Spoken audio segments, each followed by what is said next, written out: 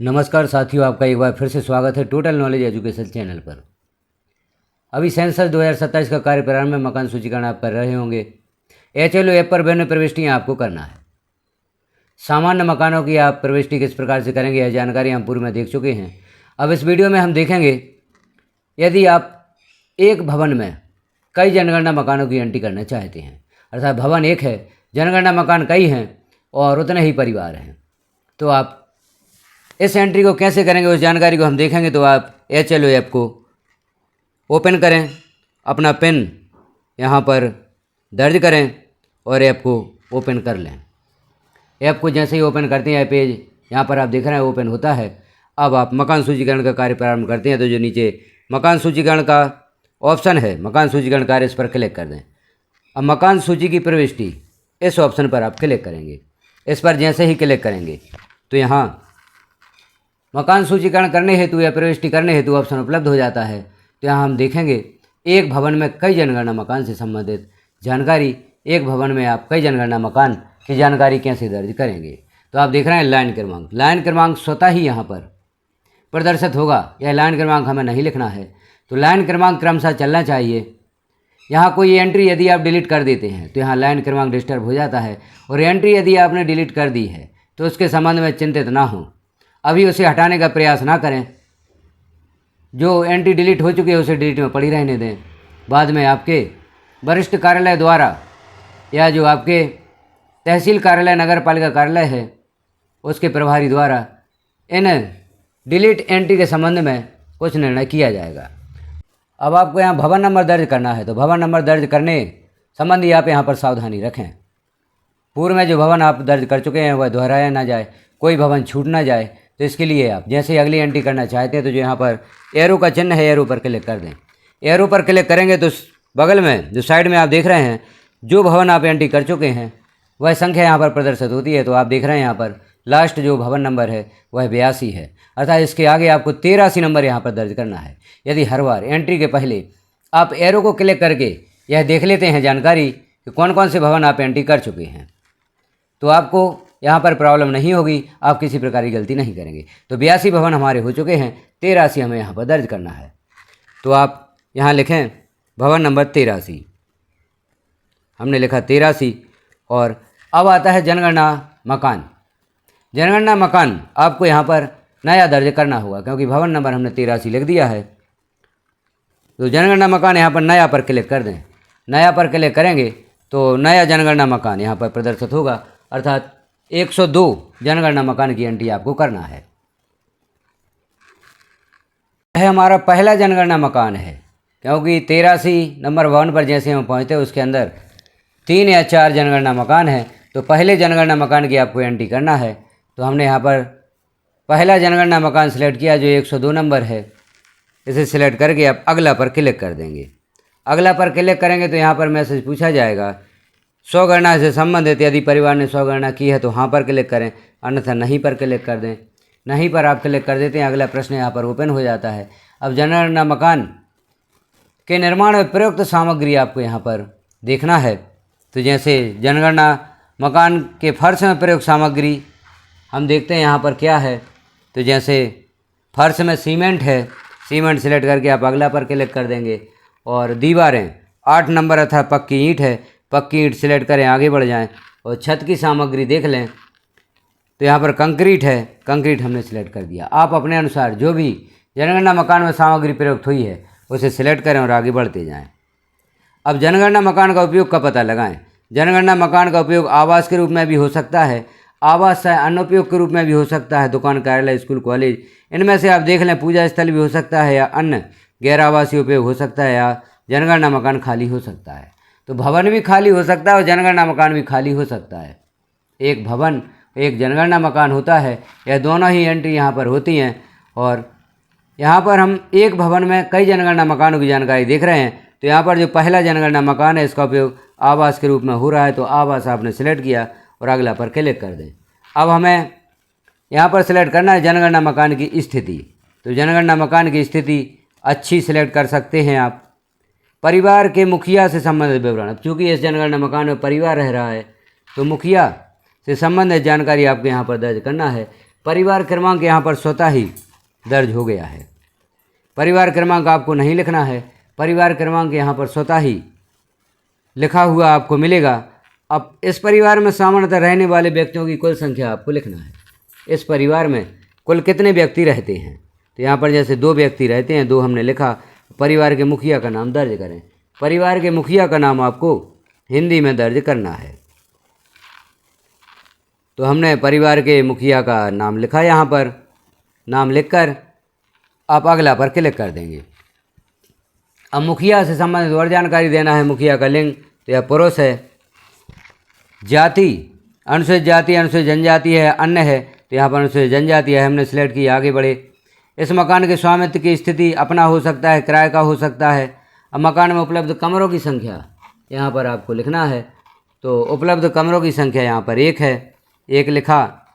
विवाहित दंपति कितने हैं इस परिवार में, तो 1 हैं, 1 हमने लिखा और अगला पर क्लिक कर दिया। पेयजल का मुख्य स्रोत, यह जानकारियाँ आपको यहाँ पर भर देना है। तो सारी जानकारियाँ अब जैसे आप पूर्व में एंट्री करते आए हैं उसी प्रकार से यहाँ पर दर्ज कर दें। उसके पश्चात हम देखते हैं इसे सबमिट कैसे करेंगे और अगला जनगणना मकान आप यहाँ पर कैसे दर्ज करेंगे। अब सभी जानकारी हमने दर्ज कर दी। यदि परिवार मोबाइल नंबर उपलब्ध कराता है तो मोबाइल नंबर लिख दें। यदि मोबाइल नंबर उपलब्ध नहीं कराता, परिवार के पास मोबाइल नहीं है, तो आप मोबाइल नंबर ना लिखें, सबमिट पर क्लिक कर दें। यहाँ पर उत्तर समीक्षा शो होगी, इसे आप देख लें क्या जानकारी सही है। यदि जानकारी सही है तो आप यहाँ पुष्टि करें पर क्लिक कर दें।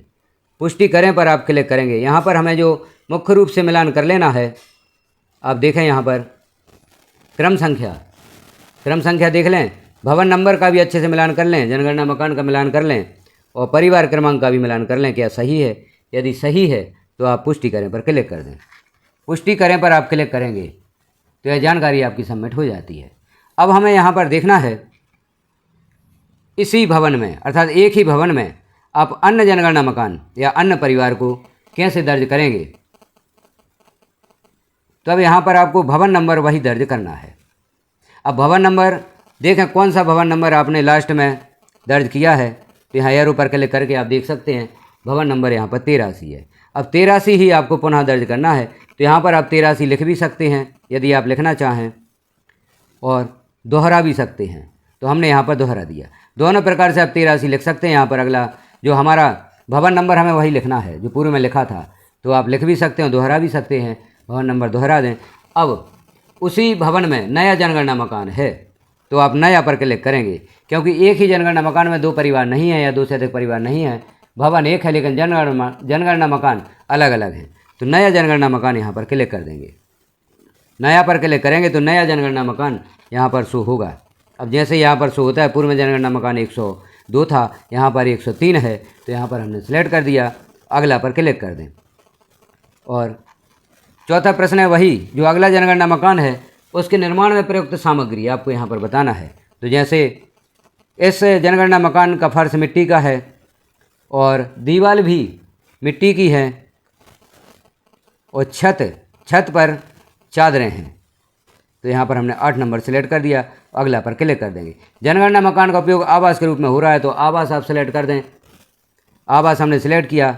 अब जनगणना मकान की स्थिति आपको सेलेक्ट करना है, तो अच्छी स्थिति या रहने योग्य जो भी हो वह आप कर सकते हैं। परिवार क्रमांक यहाँ पर स्वतः ही आ जाएगा। अगला परिवार क्रमांक यहाँ पर आ गया। अब परिवार में सामान्यतः रहने वाले व्यक्तियों की कुल संख्या, परिवार के मुखिया का नाम, जैसे कि हमने पूर्व जनगणना मकान में दर्ज किए थे उसी प्रकार से आपको यहाँ पर दर्ज कर देना है। तो दूसरा जनगणना मकान आपका यहाँ पर 83 नंबर भवन में, अर्थात भवन 1 है। जनगणना मकान हमने यहाँ पर 2 सिलेक्ट किए हैं, या एक भवन है 2 जनगणना मकान की हम जानकारी अभी भर चुके हैं। तो इस जानकारी को पूर्ण करके हम तीसरा जनगणना मकान भी देख लेते हैं। तीसरा जनगणना मकान आप इसमें किस प्रकार से सिलेक्ट करेंगे। इस भवन के संबंध में एक और हम जानकारी समझ लेते हैं, शौचालय की सुलभता। यदि आप इस भवन में देखते हैं कि एक शौचालय बना हुआ है और 4 परिवार उसे यूज कर रहे हैं या 3 परिवार उपयोग कर रहे हैं, तो आप दूसरा ऑप्शन भी यहाँ पर सिलेक्ट कर सकते हैं, अन्य परिवार के साथ में। और यदि इस परिवार का या इस जनगणना मकान के साथ अलग से ही शौचालय बना हुआ है तो केवल परिवार के लिए आप यहाँ पर सिलेक्ट करें। और यदि सभी परिवार मिलकर, 3 जनगणना मकान के परिवार मिलकर एक शौचालय का उपयोग कर रहे हैं तो अन्य परिवार के साथ साझे में आप यहाँ पर सिलेक्ट कर सकते हैं। या आसपास सार्वजनिक शौचालय है और परिवार के सदस्य सार्वजनिक शौचालय का उपयोग करते हैं तो सार्वजनिक शौचालय भी आप यहाँ पर दर्ज कर सकते हैं। चूँकि इस परिवार का अलग से शौचालय बना हुआ है तो हमने केवल परिवार के लिए सिलेक्ट कर दिया, आगे बढ़ जाते हैं। अब शौचालय किस प्रकार का है, पाइप सीवर पद्धति या सेप्टिक टैंक, जो भी प्रकार है वह सिलेक्ट कर दें आप और अगला पर क्लिक कर दें।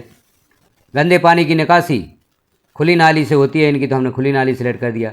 घर में स्नान गृह है बना हुआ है तो स्नान गृह, और यदि अस्थायी संरचना बनी हुई है तो छत के बिना अहाता आप यहाँ पर सिलेक्ट करेंगे, और पूर्ण रूप से खुले में नहाते हैं तो नहीं सिलेक्ट करेंगे। क्योंकि इस परिवार में स्नान गृह है तो हमने स्नान गृह सिलेक्ट किया। और यहाँ पर LPG गैस के संबंध में प्रश्न पूछे गए हैं, इन्हें भी आप देख लें क्या इनके परिवार में गैस कनेक्शन है। तो यहाँ पर दो प्रकार से आप देखेंगे, रसोई घर में खाना पकाते हैं तो आप यहाँ पर सिलेक्ट करेंगे पहला और दूसरा ऑप्शन है, और घर के भीतर खाना पकाते हैं, रसोई घर नहीं है तो तीसरा और चौथा में से सिलेक्ट करेंगे। और खुले में घर के बाहर खाना पकाते हैं तो जो पांचवा और छठवा ऑप्शन इनमें से सिलेक्ट करेंगे। क्योंकि यह ऑप्शन एक जैसे हैं और खाना नहीं बनाते तो सातवां सिलेक्ट करेंगे। तो यह परिवार इनके पास रसोई घर नहीं है और गैस की उपलब्धता भी नहीं है तो हम 4 यहाँ पर सिलेक्ट करें। अब खाना कैसे बनाते हैं तो उपले पर खाना बनाते हैं, यहाँ पर हमने सिलेक्ट कर दिया। आगे बढ़ जाएं।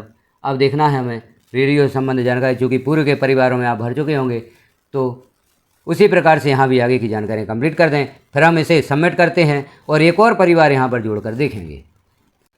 अब जैसे ही जानकारी को आप पुष्टि करें पर क्लिक कर देंगे, जानकारी का मिलान कर लें। क्रम संख्या, भवन नंबर, जनगणना मकान नंबर और यहाँ परिवार नंबर का मिलान अवश्य कर लें, क्योंकि इन जानकारियों में सुधार नहीं होता। बाकी जानकारियों में आप कभी भी सुधार कर सकते हैं। तो जो हमने यहाँ पर देखी, क्रम संख्या, भवन नंबर, जनगणना मकान नंबर और परिवार नंबर, इनको ज़रूर आप चेक कर लें। यदि जानकारियाँ सही हैं तो पुष्टि करें पर क्लिक कर दें। तो इस जनगणना मकान की जानकारी भी यहाँ पर सबमिट हो जाती है। अब हम इसी भवन में, अर्थात 83 नंबर जो हमारा भवन था, उसी में हम एक और जनगणना मकान ऐड करेंगे जो 104 नंबर होगा। अभी हमने 103 नंबर जनगणना मकान की एंट्री की है। क्योंकि जनगणना मकान आपको बढ़ते क्रम में मिलेंगे। यह लाइन क्रमांक के अनुसार भी हो सकते हैं, लेकिन यदि आपने एक जनगणना मकान में 2 परिवार सेलेक्ट किए हैं तो लाइन क्रमांक और जनगणना मकान क्रमांक भी आपका अलग अलग हो सकता है। तो अब यहाँ हमें 83 नंबर जो भवन है उसमें एक परिवार और ऐड करना है। तो यहाँ दोहरा पर आप क्लिक कर देंगे। पहले आप देख लें एरो पर क्लिक करें। हर एंट्री के पहले आप एरो पर क्लिक अवश्य करें। क्या वही जनगणना या भवन नंबर है जो हमने पूर्व में दर्ज किया था, या पूर्व में आप कौन सा दर्ज कर चुके हैं, अगला कौन सा दर्ज करना है, वह जानकारी आप यहाँ से देखेंगे। तो चूँकि हमें पूर्व का भवन यहाँ पर दर्ज करना है तो दोहरा पर क्लिक करेंगे। जनगणना मकान अब फिर से यहाँ पर नया होगा। तो इस प्रकार से आप नए जनगणना भवन की जानकारी यहाँ पर दर्ज करेंगे। 104 नंबर जो हमारा जनगणना मकान है वह यहाँ पर प्रदर्शित होता है। जैसे ही प्रदर्शित होता है अगला पर क्लिक कर दें। ऐसी ID से संबंधित जानकारी पूछी जाएगी, स्वगणना से संबंधित नहीं पर क्लिक कर दें, यहाँ पर क्लिक कर दें। अब आगे की जानकारियाँ हमने जैसे पूर्व में दर्ज की थी उसी प्रकार से आप दर्ज कर दें और जानकारी को सबमिट कर दें। तो आपका तीसरा जनगणना भवन जनगणना मकान भी 83 नंबर या उसी भवन में ऐड हो जाता है। अब एक और महत्वपूर्ण जानकारी यहाँ पर समझ लेते हैं, जो सामग्री का विवरण है। जनगणना मकान के निर्माण में जो सामग्री प्रयुक्त हुई है, प्रत्येक जनगणना मकान में अलग अलग सामग्री भी हो सकती है। क्योंकि भवन एक है, एक परिसर है तो वह भवन होगा, लेकिन उसके अंदर जो जनगणना मकान बने हैं वह अलग अलग सामग्री से भी बने हो सकते हैं। तो पूर्व के जो आपने मकान देखे होंगे उनमें कुछ और सामग्री थी, और यहाँ पर हम देख रहे हैं फर्श में प्रयोग सामग्री सीमेंट है, दीवार में प्रयोग सामग्री पक्की ईंट है, तो छत पर कंक्रीट है। इस प्रकार से सामग्री के संबंध में आप भी निश्चिंत रहें, कोई भी सामग्री हो सकती है। अलग अलग जनगणना मकान की अलग अलग सामग्री हो सकती है। तो इस प्रकार से इन जानकारियों को फिल करते हुए यहाँ परिवार क्रमांक स्वतः ही फिल होगा, और आगे की जानकारियाँ पूर्व की तरह फिल करते हुए आप इस जानकारी को भी सबमिट कर देंगे। तो यह जानकारी हमने फिल कर दी है यहाँ पर। अब इस जानकारी को हम सबमिट करते हैं, इस जानकारी की पुष्टि करते हैं। तो देखते हैं, आप आगे बढ़ते जाएं, जानकारियाँ भरते जाएं। यहाँ पर आपको मोबाइल नंबर लिख देना है। तो इस परिवार ने यदि मोबाइल नंबर आपको उपलब्ध कराया है तो आप मोबाइल नंबर यहाँ पर लिखेंगे, और यदि मोबाइल नंबर उपलब्ध नहीं कराया है तो मोबाइल नंबर लिखना आवश्यक नहीं है। क्योंकि इसने उपलब्ध कराया है तो हमने लिख दिया, और सबमिट पर आप क्लिक कर देंगे। सबमिट पर क्लिक करें तो एक बार पुनः बता दें, यहाँ क्रम संख्या, भवन नंबर और जनगणना मकान का आप अवश्य मिलान कर लें। यदि किसी प्रकार की गलती यहाँ पर प्रदर्शित होती है तो आप यहीं पर रुक जाएं और पहले जानकारी में सुधार करें, उसके बाद इस जानकारी को सबमिट करें। तो हमने देखा जानकारियाँ सही हैं, पुष्टि करें पर आप क्लिक कर दें तो यह भी जानकारी यहाँ पर सबमिट हो जाती है। तो इस प्रकार से आप एक ही भवन में कई जनगणना मकान ऐड कर सकते हैं। जैसे बड़ी बिल्डिंग होती हैं, फ्लैट होते हैं, मल्टी होती हैं, तो वहाँ पर आपको आवश्यकता होगी इस प्रकार से जानकारियाँ दर्ज करने की। तो आप इस जानकारी को देखें और अन्य साथियों में शेयर अवश्य करें ताकि उन्हें भी इस प्रॉब्लम का समाधान प्राप्त हो सके। जानकारी अच्छी लगी हो तो आप एक लाइक अवश्य करें, कमेंट करें। चैनल को अभी तक सब्सक्राइब नहीं किया है तो सब्सक्राइब कर लें, बेल आइकन को क्लिक कर ऑल पर प्रेस कर दें ताकि अन्य जानकारियाँ भी आपको यहाँ पर नोटिफिकेशन के रूप में प्राप्त हो सकें।